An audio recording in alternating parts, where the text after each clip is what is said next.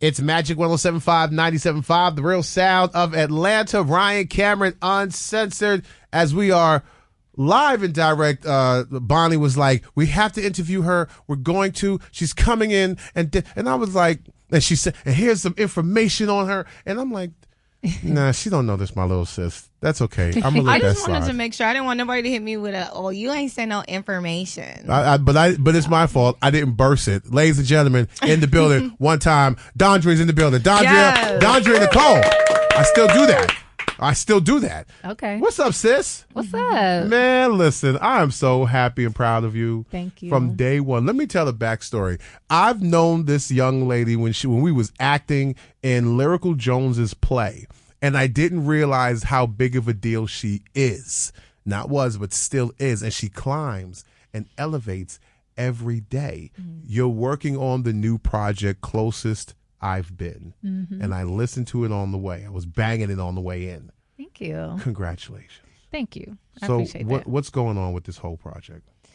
Man, I feel like this is essentially a reintroduction. I mean, I haven't gone anywhere, but I have not been like mainstream in front of everybody in a minute. Mm-hmm. And so this is my reintroduction. Closest I've Been. It's actually the first single off my upcoming album, Back to Love. And it's just talking about how, like, you know, I've been doing the work. Y'all ain't been seeing me, but I've been going to therapy. You know what I'm saying? I've been doing my breathing, my self-work, my journaling, you know, all of that. And I've become this version of myself that is like, I like her. Like, she kind of a vibe. I like her. I like the peace. I like the flow of life. And this is the closest I've been. But how did you feel about her other her? Beforehand? Before the journey. I mean, I just feel like she was lost. I think so I got signed at like 19, 20 years old. Mm-hmm. Grew up in the suburbs. What was it, 2010? Yeah, my first single came out 2010. Yeah. And I was just very sheltered, you know, uncultured. You know, I didn't have my first apartment, first car, none of that yet. So being thrown into it, and I know people have started much younger than that and they can relate, but I just didn't know, you know, I didn't know who I was. I didn't have a message, anything. So I was just lost. I was just going with the flow. Mm. So I read that you used to go by Fat Fat. Am I saying that right? Yeah. Okay. Fat. So what was it like rebranding into now Dondria Nicole as we know her? Because you said that you were sheltered and you came from this place where you didn't have the first of adultings. Mm-hmm. And so was that kind of who Fat Fat was, and then we did a transition? I would say so, because Fat Fat was my screen name on YouTube. Okay. That's where I got discovered by Jermaine Dupri, singing my covers. And I got the name because I love to eat, still do. Okay. But I was just in my happy world. I was living with my mom still, and like going to work at a private school, coming home on my break, making a video, going back to work. So I think Fat Fat just had no idea of how grand life could be, or what adulthood, like what my life would eventually be. Right. Yeah. All right, we got some more coming up after this. Dondria Nicole in the building. It's Ryan Cameron, Uncensored. It's Magic 107.5, 97.5, the real sound of Atlanta. Magic 107.5, 97.5, the real sound of Atlanta. Ryan Cameron, Uncensored. We are in the building with Dondria Nicole. How's mom? She's good. Listen, my mama and daddy, they are in Oklahoma living their best life. Really? Being grandparents to my nieces and nephews. Mm-hmm. My mama loves to crochet. My daddy is retired. They living their best life. I know that's right. Mm-hmm. So I want to go back, and you're saying that, you know, there was a sheltered time. When men go through, it's like the maturation of blah, blah, blah, or Jay-Z. Mm-hmm. When the true womanhood starts to grow you, how is it devastating? Is it shocking? Is it like, oh wow, I got to be a grown ass woman now? It was all of that. It was devastating. It was definitely a shock, because life was easy for me. Like I really lived one of those happy-go-lucky lives. You know, my parents, they supported my dreams.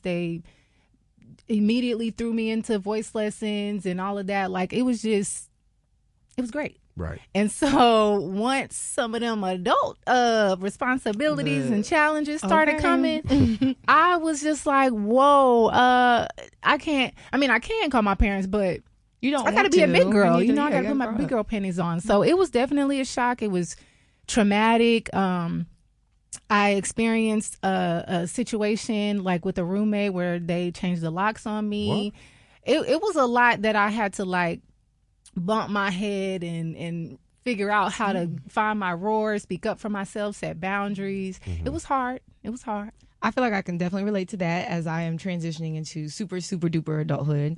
But that rock on your finger is hanging real heavy over there. Yes. Okay. So we have to talk about it because I feel like as artists, sometimes there is a stigma on relationships or being in a relationship as you're an artist. But I mean, you do R&B, so sometimes it's almost you're trying to tell a story through your music, whether it's heartbreak or whether it's love. So how do you feel like, you're engaged? Yes. How do you feel like that has contributed to your musical journey now? I think it's contributed tremendously. I mean, I definitely am a art imitates life type of artist. So whatever I'm going through, whatever I'm living, you're gonna hear it in the music. And that's why this album is called Back to Love, because I want to kind of guide, lead, encourage us to get back to love. And that can be love music, that can be love for yourself, that can be love in relationships, love for God, like whatever love is to you.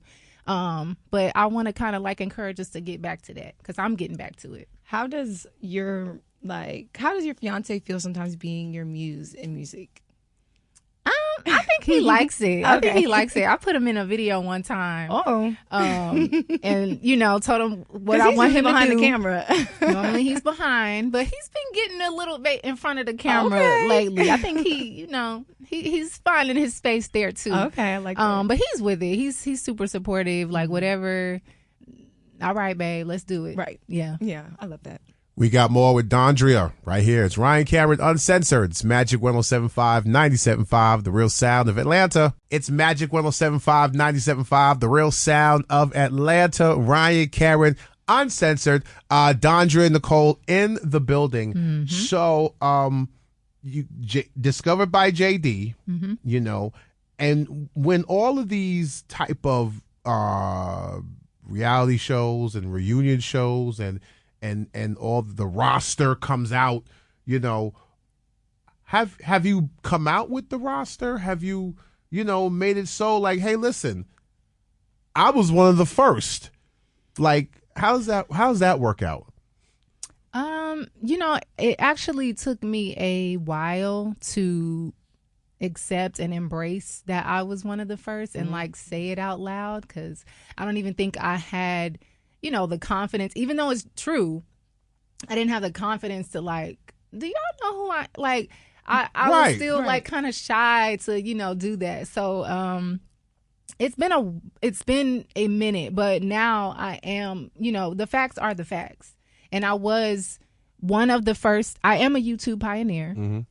I was one of the first to get discovered. I was, I believe, the first Black girl to use YouTube in that way, and like it manifest into a career. Right along with Money Long. Who else was on there? Shout out to Money Long. But yeah, so it is what it is. And I think even with Brad, it's something that I always remember her saying that because she was the first female hip hop artist to go platinum. Yep. And sometimes when you're the first, like, you don't get like that same respect or your flowers. So I look to her a lot in that way, and just keep going. Like, it's okay to be the pioneer. It's okay to be the trailblazer, because like, look what it's become now. And I'm not saying like I started it, but I definitely am a pioneer. I'm sure there are plenty of women that look to you and were like, okay, she's doing it, so I can definitely do it.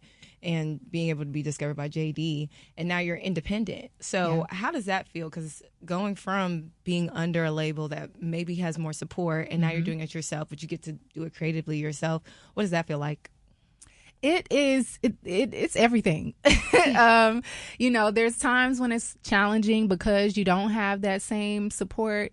But I love the freedom that I have, especially in this season of me knowing like exactly who I am, exactly how I want it to be. Mm-hmm. I know my message. I know how I want to say it. It's very empowering to be able to forge your own path. So I love it. And it is challenging, but the reward is like, it's so sweet. It's a different type of pride that you can have in what you put out into the world when you own it and you create it. Yeah, absolutely. Dondria and Nicole in the building. Give everybody your social medias and all that stuff to follow, like, purchase, download, all of them things. You can follow me on Instagram at Dondria Nicole. That's also TikTok. And my website is Dondria.com. All right, now. Y'all come on now with this wedding. y'all been engaged too. Come on now. Can we take our time? We can take our time. I don't feel like it's been that long. Has it been that long? I don't want to hear it. I don't want to hear it. Big Brother has spoken. It's Ryan Cameron, Uncensored. It's Magic 107.5, 97.5, the real sound of Atlanta.